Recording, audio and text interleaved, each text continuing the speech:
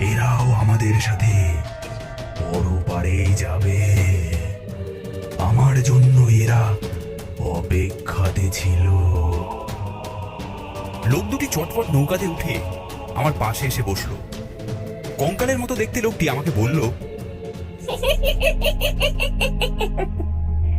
ও দাদা, কিভাবে টসকালেন? বেশ তাজাই তো মনে হচ্ছে। টসকালেন মানে কি বলছেন এসব?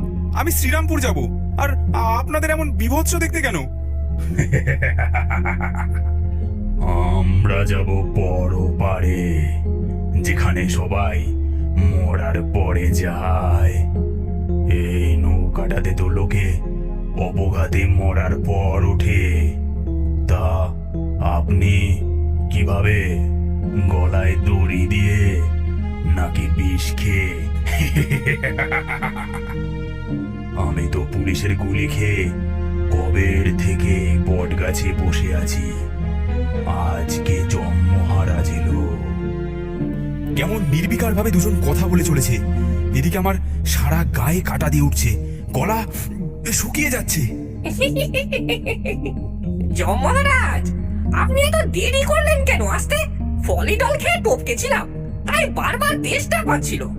এদিকে পবিত্র গঙ্গার জলও খেতে পারছি না, বাড়ির লোক পিণ্ডি বিসর্জনও দেয়নি। উফ, সে কি ঝামেলা!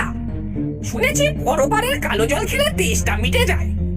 দাদা, এরা এসব কি আজগুবি কথা বলছে? আমার বাড়ির লোক আমার জন্য অপেক্ষা করে আছে। দয়া করে বলুন না, শ্রীরামপুর আর কত দূর? শ্রীরামপুর?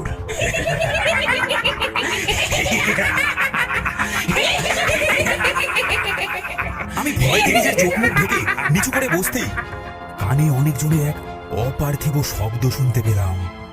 মাথা তুলে যা দেখলাম তাতে আমার চোখে বিশ্বাস হলো না। দেখি নৌকাটি একটি গুহার ভেতরে ঢুকছে। চারিপাশটাতে কি বিকট একটা গন্ধ আর ভয়ানক